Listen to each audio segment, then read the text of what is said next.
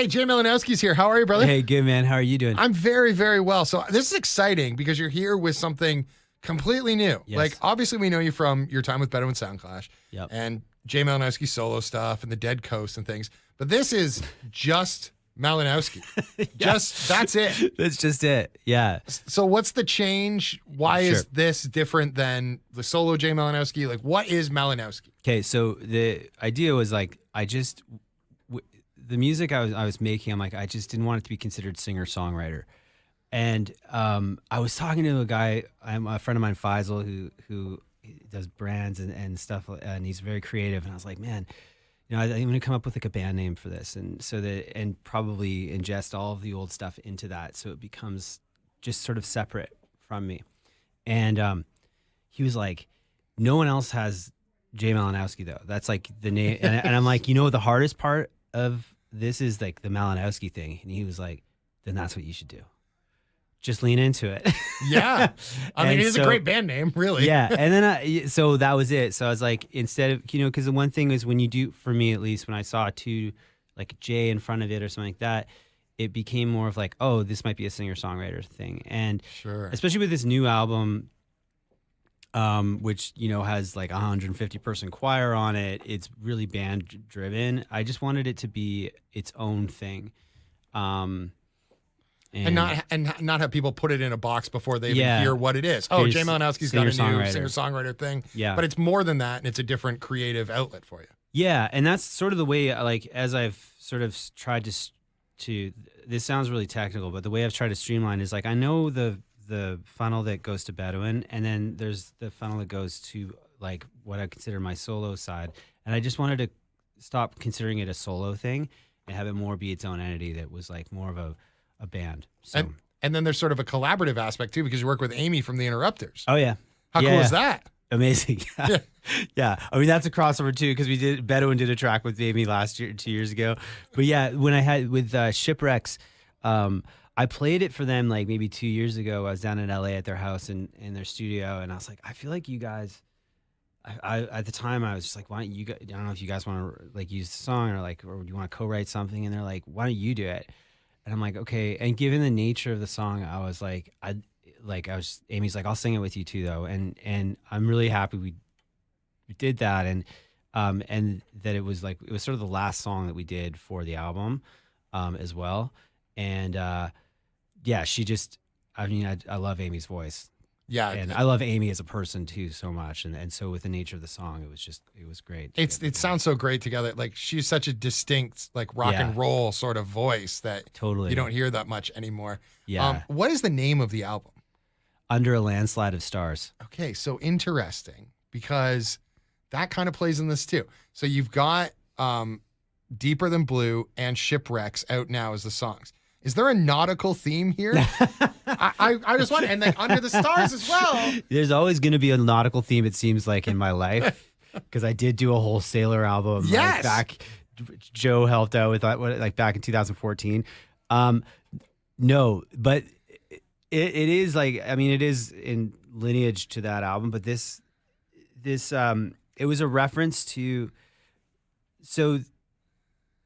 When the next single comes out, Holy Guns, the thematically, the album is about love, and it was about thinking. I was thinking a lot about like, I now have a family of my son Finn, my wife, and I was sort of thinking about how like authentic and real that love is, and then as a thought experiment was expanding it out to like larger and larger groups and looking at the world and how we can be saying we're expressing love as a group, and it can be so twisted and actually become violent when you can like organize. Oh, wow. That's really interesting. And so I was starting it really small, starting with like, I was like, and as we releasing the song Deeper Than Blue for Finn, where it's like starting really small and in a real way.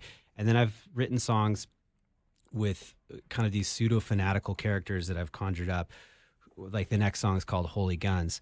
And it's about somebody who thinks they're so close to God that it turns into a sort of violence that they're expressing. And there's a couple songs like that. And one of the most impossibly twisted things I could think of in life was thinking that you're expressing a divine creator, a creator of love through violence. I couldn't think of something more insane. Yeah, those coins, opposite sides of then them could not be further apart. So like something, and then the next single will be like Die for Love, which is like someone who's saying, I'll kill for love, which is like, so the most life-affirming thing we have in this world is love.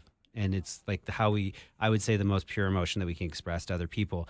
But somehow, when you expand it and magnify it to larger and larger groups, it doesn't happen. It doesn't work. And I think that's really symbolic. If I'm honest, I think that's really symbolic for the way we should think about all sorts of things when it comes to higher purposes and stuff, is that they really work on individual levels. But when you try to put them onto a group level, it doesn't, they always get twisted. And so it just is like in that way, like I was thinking like, hey, to say that you love something so much that you're willing to kill for it is just one of the most crazy things you can think of. But the crazier part is that it's not really hard to find people doing it on a daily basis in this world. So it's not a sailor, but and in the end, as the round out of the album is to not become existential, nihilistic, but to return to like that kind of sacredness in the small things, like me and you talking, me being with my son, whatever, and realizing that the world is still sacred, and not to like descend into this like nihilistic, like everything doesn't mean anything. Right. And so in that way, the title of Underland Side of Stars was just that we do all this crazy shit, and there's this huge galaxy above us all the time. And I just think that perspective, I don't know, for all of it, can kind of give you a sense of peace. Oh, you gave me chills. I love that. Like the idea that like it can start, like you say, with an authentic small love, and it just becomes more corrupted the more out it goes, the further it is. And it's a wonderful idea. So there's a concept. Like, I mean, in a way, do we call it a concept record? Are we comfortable with that? Yeah, I'm sure. Yeah. I'm fine with that. Every record I put out has, I mean, we're still making records, so yeah. It is that is the general. I always think that, as I start writing something, I'm like, I go with where the feeling is, and I'm like, so like for example, the next single, Holy Guns, that was like, okay, I'm starting to feel a theme, and then they all start to hang together, and then I ask what it all means, and then it sort of directs itself. And in this case, it was like, I always want to try to write from my truth or something I'm experiencing, which is like having a new family, and then also not making it too personal, that it's a larger story that could be lived within by other people too. Right. So it's all these songs and stories that are all heading in the same direction, like cargo on a ship on the lake. Come on, I was right the whole time. It's all being sent slow boat. Nautical themed. I knew it. Jay Malinowski, thank you so much for your time, brother. Look forward to seeing you back in Toronto soon. Thank you. Yeah, I'll be back very soon.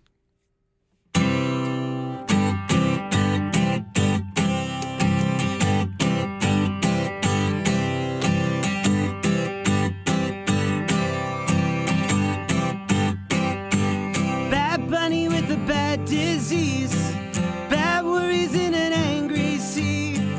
You look like you get me well. Maybe we could take it all sailing, because it goes like that when you're feeling sad. Well, we could be comrades, cause baby, these days peace just seems so overrated. And if you're into shipwrecks, baby, let me take you out on a sailing.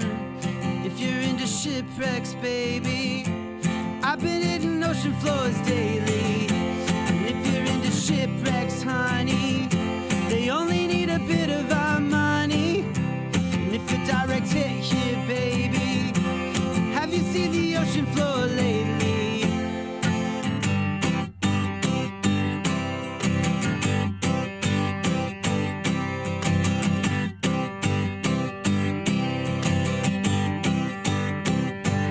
Bombs thunder on the distant shore, mortar shells at the bedroom door. It's the coming of a third world war, a for best picture and best score. And one day Rome will fall like a wooden wall. But just before the wrecking ball, I said, baby, these days, don't you just feel so underrated? Well, if you're into shipwrecks, baby, I've been hitting ocean floors daily. Yeah, if you're into shipwrecks, baby, take you out on a sailing. And if you're into shipwrecks, honey, they only need a bit of our money. And it's a direct hit here, baby. Have you seen the ocean floor lately? Hey!